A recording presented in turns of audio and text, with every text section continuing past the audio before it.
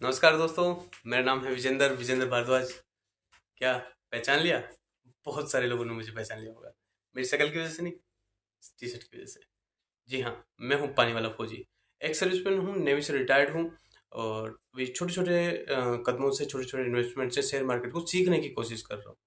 सबसे पहले एक डिस्क्लेमर देना चाहूँगा, ना मैं कोई सिविल रजिस्टर्ड रिसर्च एनालिस्ट हूँ और ना ही कोई फाइनेंशियल एडवाइजर हूँ। मैं बस अपना व्यू आपके सामने रखना चाह रहा हूँ। जैसा हम सबको पता है कि हमारे देश में जनरल इलेक्शंस की डेट्स का अनाउंसमेंट हो गया है। बहुत जल्दी आचार संहिता लगने वाली है और अम, देश में चुनाव होने वाले हैं। तो इस माहौल में बहुत सारे एक्सपीरियंस लोग शेयर मार्केट को लेकर के, बहुत सारे इंटेलिजेंट लोग तरह तरह की बातें डिफरेंट डिफरेंट सोशल मीडिया के प्लेटफॉर्म पे बोल रहे हैं। कई व्हाट्सएप ग्रुप में, कई ट्विटर टेलीग्राम पे बहुत सारे इंटेलिजेंट लोग हैं, बट कुछ ज्ञानचंद भी हैं जो कि एक डर, एक हवा सा लोगों के मन में आ रहा है, पैनिक है। नॉर्मल रिटेलर यहाँ पे परेशान है, क्योंकि कोई कह रहा है कि अगर भाजपा जीत गई तो मार्केट रॉकेट हो जाएगा, भाजपा हार गई या कांग्रेस जीत गई तो मार्केट क्रैश हो जाएगा। 5-5 साल तक, 2-2 साल तक, 3-3 साल तक स्टॉक्स वापस नहीं आएंगे अपने रेट पे जो भी है। तो इस इस सिनेरियो में ये जो पैनिक लोगों के मन में आ रहा है, कि ये एक उलझन लोगों के मन में आ रही है कि क्या क्या होने वाला है। तो मैं उनको बस ये बोलना चाहूँगा कि इन ज्ञानचंदों को, 50% से ज़्यादा इन ज्ञानचंदों को ये भी नहीं पता होगा कि निफ्टी ने अपना हाईएस्ट राइज कब किया था। निफ्टी का हाईएस्ट राइज कब हुआ था, उनको नहीं पता होगा। उनसे अगर ये पूछ लें कि निफ्टी का हाईएस्ट फॉल कब हुआ होगा, तो वो बस कोविड उनको याद है, उनको पीछे तक का नहीं पता है। 50%, मतलब सबके लिए नहीं बोल रहा हूँ, 50% लोगों को पता भी नहीं होगा कि हाईएस्ट राइज कब था। यूपीए की सेकंड टर्म का, जब यूपीए ने सेकंड टर्म जीता था 2009 में, तब निफ्टी ने हाईएस्ट राइज देखा था। हमने अपने सेंसेक्स और निफ्टी ने अपर सर्किट लगा था उसमें। निफ्टी का हाईएस्ट फॉल, कोविड तो महामारी थी, पूरे विश्व में उसका बोलबाला था, लेकिन कोविड को अगर हटा दें तो निफ्टी का हाईएस्ट फॉल 2004 में, जब यूपी जीती थी तब नहीं, भाजपा हारी थी तब। तो भाजपा की जीत में और कांग्रेस की जीत में, भाजपा की हार में कांग्रेस की जीत में, इसमें एक बहुत छोटा और गहरा डिफरेंस है। इस चीज़ को हम चार्ट पे सीखेंगे। क्यों? क्योंकि मैं नेवी से हूँ, नेवी से रिटायर्ड हूँ। और बट नेवी मेरे खून में ही है। और हम लोग नेवी में एक नेवी में कहावत है, when in doubt turn the page run the navy. तो हम अपनी हिस्ट्री, बैक हिस्ट्री चेक करते हैं चार्ट पे चल करके, और वहाँ पे हम देखते हैं कि पिछले पाँच जनरल इलेक्शंस के दौरान क्या हुआ था। क्योंकि मेरा ये मानना है कि 90s से पहले तो कांग्रेस का दबदबा था। हम सबके दादा कांग्रेसी थे, और कांग्रेस का दबदबा था। उस टाइम की बात हम नहीं करते। और प्लस जितनी जो फाइनेंशियल लिटरेसी धीरे धीरे, मतलब 98 के बाद में जो आई, अभी तो कुछ ज़्यादा ही है, लेकिन उस टाइम जो धीरे धीरे फाइनेंशियल लिटरेसी आई, कंप्यूटर आए, लोगों को धीरे धीरे ट्रेड पंच करने का थोड़ा समझ आई। तो हम पिछले 5 जनरल इलेक्शंस को, जो कि एक स्टेबल गवर्नमेंट की फॉर्मेशन हुई थी, उससे पहले बहुत सारी अनस्टेबिलिटी भी आई थी, तो उसके बारे में हम बात करते हैं। पे और चार्ट पे देखते हैं 1999 1999 में कारगिल युद्ध के बाद में जब हमारे देश में इलेक्शंस हुए, तो वाजपेयी जी की ऑलरेडी सरकार थी, लेकिन कुछ जो भी रीजन से इलेक्शन हुए। और इलेक्शन हमारे देश में करीब 1 महीने तक ये इलेक्शंस का त्योहार चलता है, अलग अलग चरणों में होते हैं। तो इस दौरान क्या हुआ, मार्केट अपने ऑल टाइम हाई के आसपास में ही था। उस टाइम 1400 पे ट्रेड किया करता था। और जो वोलेटिलिटी थी उस इलेक्शंस के फेज में, वो 7% के अराउंड में उस बॉक्स में वो थी। तो अगर हम यस,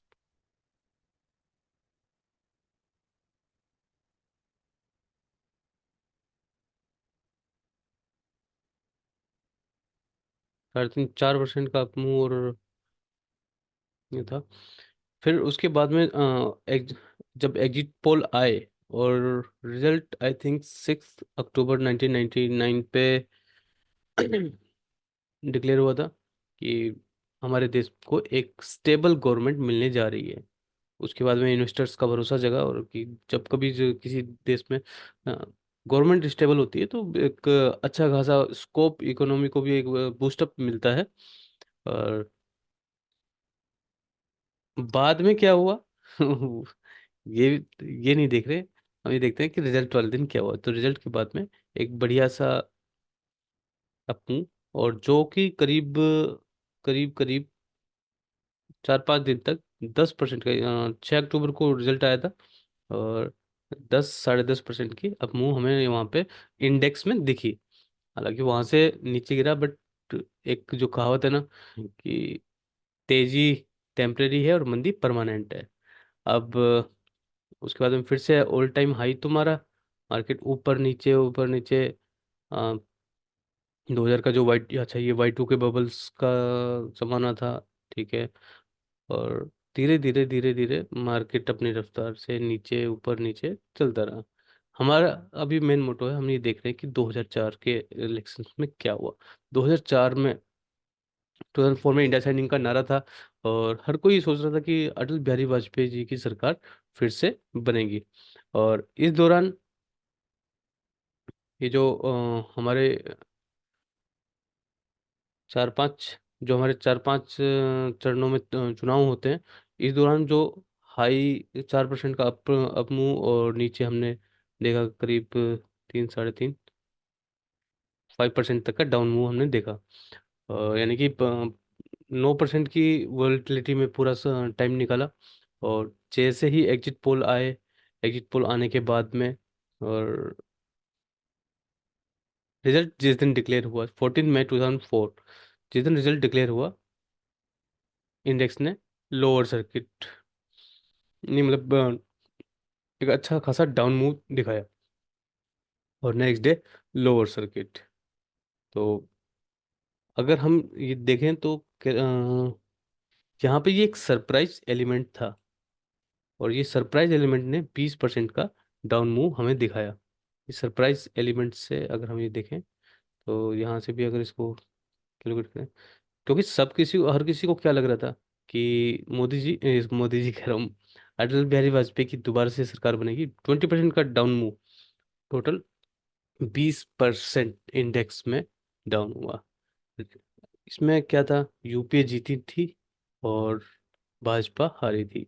यूपीए मतलब कांग्रेस जीती, और भाजपा अलायंस एनडीए गवर्नमेंट वहां पे धराशायी हुई। एक अप्रत्याशित, जब भी कभी सरप्राइज एलिमेंट आता है, ये सरप्राइज एलिमेंट था। सरप्राइज एलिमेंट के बाद में मार्केट एक्सपेक्ट कुछ कर रही थी और हुआ कुछ। तो जाहिर सी बात है कि वहां पर डाउन होना ही था। और ठीक है, लेकिन लेकिन क्या इसके बाद दुनिया खत्म हो गई? क्या इसके बाद दुनिया खत्म हो गई? ये 20% का जो डाउनफॉल आया था, उसके बाद में क्या दुनिया खत्म हो गई? नहीं। धीरे धीरे धीरे धीरे, क्योंकि एक स्टेबल गवर्नमेंट थी। और चलो गवर्नमेंट की बात हो या ना हो, मार्केट अपने रफ्तार से चलता रहेगा। मंदी टेम्परेरी है, तेजी परमानेंट। तो जिस किसी को जिस किसी को ये लग रहा था, अच्छा स्क्रीन कुछ सीन वैसा ही है, आज की डेट में भी ऐसा ही कुछ ऐसा सीन चल रहा है ना, कि मार्केट अपने ऑल टाइम हाई पे है, और यहाँ पे चुनाव आ गए।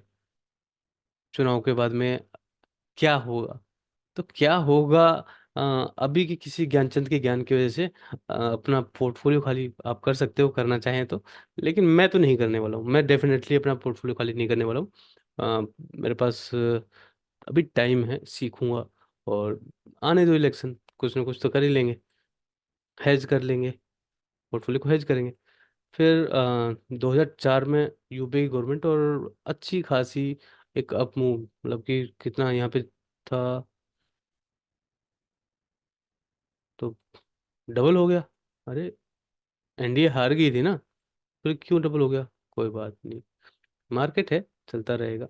2005, 2007, 2008 का जो क्राइसिस आया था, लेमन ब्रदर्स का क्राइसिस, और उसके बाद में 2009 में फिर से जनरल इलेक्शन हुए। और इस जनरल इलेक्शन की खास बात ये थी कि इसमें यूपीए जीती थी, कांग्रेस इसमें जीती थी। बीजेपी कोई एक ऐसा स्ट्रांग ओपोजिशन अपोजिशन भी नहीं फॉर्म कर पाई, और बीजेपी लोगों के दिलों में घुस नहीं पाई थी। मैं यहाँ पे चुनाव का विश्लेषण नहीं कर रहा हूँ, मैं यहाँ पे मार्केट का विश्लेषण कर रहा हूँ। लेकिन ये यूपीए की जीत थी। और यू कांग्रेस की जीत के बाद में उन ज्ञान चंदों को शायद पता है कि नहीं पता, आज इस वीडियो से शायद पता चल जाए कि निफ्टी और सेंसेक्स दोनों ने upper circuit, back to back upper circuit मारे थे। ट्रेडिंग होल्ड कर दी गई थी रेस्ट ऑफ द डे के लिए। और highest ever rise recorded in Nifty 50, in Nifty 50, that was around 17.75%। ये तो कांग्रेस जीती थी। तो हम ये नहीं देख सकते, मतलब ये मान करके नहीं चलेंगे कि यार कांग्रेस जीतेगी तो मार्केट गिरेगा और बीजेपी जीतेगी तो मार्केट जाएगा ऊपर। ये नहीं, मार्केट का सेंटिमेंट क्या है और क्या उसके हिसाब से रिजल्ट आए या नहीं आए, उसके ऊपर सब कुछ डिपेंड करता है। तो 2009 में, अच्छा इसमें यहाँ पे एक और तर्क भी है, एक और लॉजिक भी है कि जब 2004 का जो जब इलेक्शन रिजल्ट आए, तो मार्केट अपने ऑल टाइम हाई पे के आसपास में ट्रेड कर रही थी, और वहां से एक करेक्शन लाजमी था, मतलब बन सकता था, और उसको जस्ट एक ट्रिगर मिला और मार्केट गिर गया। 2009 में मार्केट ऑलरेडी डाउन था, और वहां पे एक ट्रिगर मिला, एक स्टेबल गवर्नमेंट का, दोबारा से गवर्नमेंट यूपीए 2.0 की शुरुआत हुई। तो उस ट्रिगर से highest ever rise in terms of percentage, not in terms of points, क्योंकि पॉइंट्स अभी कोरोना के बाद तो 600 पॉइंट की तो कई रैली आ चुकी हैं आई थिंक। तो इन टर्म्स ऑफ परसेंटेज जब हमने निफ्टी और सेंसेक्स में अपर सर्किट देखा, ये हमें 2009 के जनरल इलेक्शंस के रिजल्ट के बाद मिला। फिर मार्केट उसके बाद में नए हाई, 2008 का जो क्राइसिस था उसको भी पार करके, और न्यू ऑल टाइम हाई। तो कुल मिलाकर के यही है कि मंदी टेम्परेरी है और तेजी परमानेंट। अब आए मोदी जी। मोदी लहर आ चुकी थी, मोदी लहर 2014 में। उस टाइम भी निफ्टी अपने ऑल टाइम हाई पे चल रहा था, अपने ऑल टाइम हाई के आसपास में चल रहा था। तो आई थिंक एक मिनट इसको देख लेता हूँ, कहीं बाद में कोई इश्यू बना ले कि नहीं ऑल टाइम हाई नहीं था। हाँ नहीं, ऑल टाइम हाई के आसपास में ही निफ्टी ट्रेड कर रहा था। मोदी जी की मोदी लहर आई, और मोदी लहर में जैसे जैसे जैसे जैसे चुनाव की लास्ट डेट आती गई, मतलब चुनाव कंप्लीट होते गए, पांचवा फेज चल रहा था, उसके बाद में बाजार ने भाप लिया था, मोदी का मूड जान लिया था, और मोदी जी के मूड के हिसाब से मार्केट चला। लेकिन जिस दिन रिजल्ट्स डिक्लेयर हुए 16 मई को, उस दिन की कैंडल इतनी अच्छी खासी, मतलब ऐसी जो जानकार लोग हैं उनको तो ये लगेगा ना, अरे नहीं यार ये तो हो अच्छी कैंडल नहीं है, ऊपर से सेलिंग आई है। नहीं, बिल्कुल मानता हूँ अच्छी कैंडल नहीं है। लेकिन ये जो गैप, ये गैप वाले तो आज तक तरस रहे हैं। कुछ जो 2020 के कोविड के टाइम में भी जो इस गैप का इंतजार करते रह गए थे, वो तो आज तक तरस रहे हैं।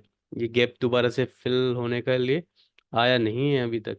कोई बात नहीं। तो मोदी जी आए या बीजेपी जीती, तो हालांकि दिखने में रेड कैंडल है, बट उस दिन अच्छी खासी अपमूव हमें दिखी, और उसके बाद में हमने कभी ये गैप फिल तक नहीं किया है। आई थिंक हाँ बिल्कुल, वो गैप उसके बाद में फिल नहीं हुआ है। हम्म। तो सब कुछ अच्छा खासा चलता रहा, और 2015-16 नौ में 9,000 का ऑल टाइम हाई मारा, नीचे आ गए, फिर से ऊपर जाएंगे। मार्केट में यही है। जैसे 2016 लीप ईयर, भाई साहब लीप ईयर में तो बहुत कांड हो जाता है, कांड हो जाता है लीप ईयर में। लेकिन ठीक है, वो करेक्शन होता है, उसके बाद में वापस भी तो आता है। अरे 1 साल का लीप ईयर है, उसके बाद में क्या है। तो किसी के कहने पे, किसी ज्ञानचंद के कहने पे डरने का नहीं। अगर किस्मत कुछ ज्यादा ही खराब हुई अगर किस्मत कुछ ज्यादा ही खराब हुई तो बात अलग है, अदरवाइज तेजी तो रहेगी, तेजी परमानेंट है। और हम इंडिया में काफी ग्रोथ एक्सपेक्ट कर रहे हैं। फिर आ जाता है 2019 का चुनाव, आमने से। अगर किसी ने जरा सा भी ध्यान दिया होगा कि पिछले 4 चुनावों में, पिछले 4 इलेक्शंस में इतनी ज्यादा वोलेटिलिटी नहीं थी। जो पहले के 2-4 दिन की जो अप मूव या डाउन मूव होता था, उसके अंदर ही वो पूरा चुनाव का टाइम निकल जाता था। और इसमें इसमें क्या हुआ कि कितने परसेंट का हमने नीचे डाउन मूव हमने देखा। हमने करीब 2.5% का अप मूव और डाउन मूव 4 से 5% का डाउन मूव देखा। तो वोलेटिलिटी वही 7-8% में है, बट 7-8% छोट कम नहीं होता भैया, बहुत ज़्यादा होता है 7-8%। और फिर उसके बाद में जब रिजल्ट आए 23 मई को, मोदी जी प्रचंड बहुमत के साथ में, प्रचंड बहुमत 303 सीट जीती थी एनडीए ने, एनडीए सॉरी, बीजेपी ने 303 सीट जीती थी। हाईएस्ट एवर क्या बोलते हैं, बहुमत इंदिरा गांधी के बाद में अगर किसी ने यहाँ पे लिया था किसी पार्टी ने, तो वो भारतीय जनता पार्टी ने लिया था। लेकिन ये तो रेड कैंडल दिख रही है। तो इतना कुछ होने के बावजूद भी मार्केट पचा गया, डिस्काउंटेड था क्या? यस, तो इसका मतलब कि डिस्काउंटेड था, तो यहाँ पे प्रॉफिट बुकिंग आई। यहाँ पे तो कॉल वालों की लगी होगी, जो जो अभी ये सोच रहे हैं कि अम, जो भी ये सोच रहे हैं कि मोदी जी आएंगे तीसरी बार आएंगे, हैं? लेकिन मोदी जी तीसरी बार आएंगे तो मार्केट एकदम हाई रॉकेट होगा। तो ये जस्ट उनके लिए है कि ऐसा नहीं है। अगर अगर मोदी जी जीत गए तो ये ऑलरेडी डिस्काउंटेड बोल करके भी कांड कर देंगे। और अगर भगवान ना करे, बट अगर मोदी जी की हार होती है, क्योंकि ये होगा बिल्कुल एग्जैक्ट 2004 वाला, कि सबके पूरा मार्केट हर मतलब हर कहीं सेंटिमेंट क्या है कि मोदी 3.0 आएगा। और अब इस दौरान अगर कुछ सरप्राइज एलिमेंट आता है, मोदी जी के हार जाते हैं, तो यहाँ से और ऊपर से मार्केट है ऑल टाइम हाई पे, 2004 में भी ऑल टाइम हाई पे था। तो अम, एक वो आ सकता है, क्या बोलते हैं, प्रॉफिट बुकिंग आ सकती है। अब ये सब तो भाई चलो डरा दिया, सब दिखा दिया, लेकिन करना क्या है? करना क्या है? मतलब हम कैसे इसको अब ये तो हमें पता चल गया कि पिछले 5 इलेक्शंस में क्या हुआ था, और कैसे क्या मतलब सेंटिमेंट्स क्या हो सकते हैं, लेकिन करना क्या है? अरे भैया अभी टाइम है, 30-45 दिन का टाइम है। आराम से खुद की स्किल्स पे डेवलप कीजिए, पोर्टफोलियो को हेज करने का सोचिए। हेज कैसे करते हैं, हेज करने का तरीका सीखिए।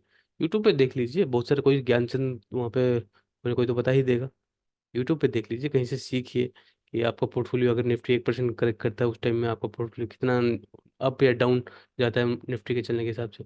तो उस हिसाब से पुट बाय कर लीजिए। या ठीक है, किसी के आंसर की बात मान के अपना पूरा पोर्टफोलियो खाली कर दीजिए, कोई दिक्कत नहीं है। पोर्टफोलियो खाली कीजिए, लॉलीपॉप मुंह में लीजिए, और आराम से देखते रहिए कि क्या ऊपर चला गया तो क्या करेंगे। खाली तो नहीं करना चाहिए ना। ऊपर चला गया तो क्या करेंगे? तो ऊपर चला गया तो ठीक है, फोमो में फिर और ऊपर जाकर पकड़ लेंगे। यही चाहते हैं। मैं पर्सनली अपना पोर्टफोलियो मैं तो खाली करने वाला नहीं हूँ। कुछ पुट वगैरह लेकर के पोर्टफोलियो को हेज करेंगे, और इंडिया की ग्रोथ स्टोरी में कंटिन्यू बने रहेंगे। क्योंकि क्योंकि मंदी है टेम्परेरी, तेजी है परमानेंट।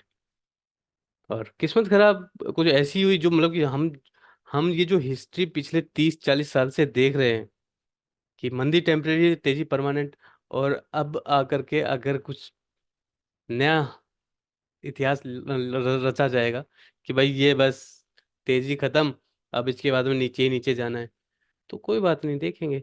बट हमारे हमें एक्चुअली वो जो रिजल्ट का जो इम्पेक्ट होगा, इलेक्शन का जो इम्पेक्ट होगा, उससे बचने के लिए हमारे पास हमें पोर्टफोलियो हेज करने के बारे में सोचना चाहिए। और उसके तरीके अगले 40-45 दिन में हमें ढूंढनी चाहिए कि किस तरीके से हम अपने पोर्टफोलियो को बचा सकें। एक बार वो इम्पैक्ट हम बचा लेंगे, उसके बाद में देखेंगे कि क्या ये जो धारणा है कि मंदी टेम्परेरी है और ये गलत तो नहीं है, नीचे चलता रहेगा तो फिर उस हिसाब से हम पोर्टफोलियो को लेकर डिसीजन ले लेंगे। लेकिन सिर्फ ये सोच करके कि इलेक्शन आ रहे हैं पोर्टफोलियो खाली कर दें, मैं तो नहीं करने वाला। ठीक है, इसी के साथ जय हिंद जय भारत।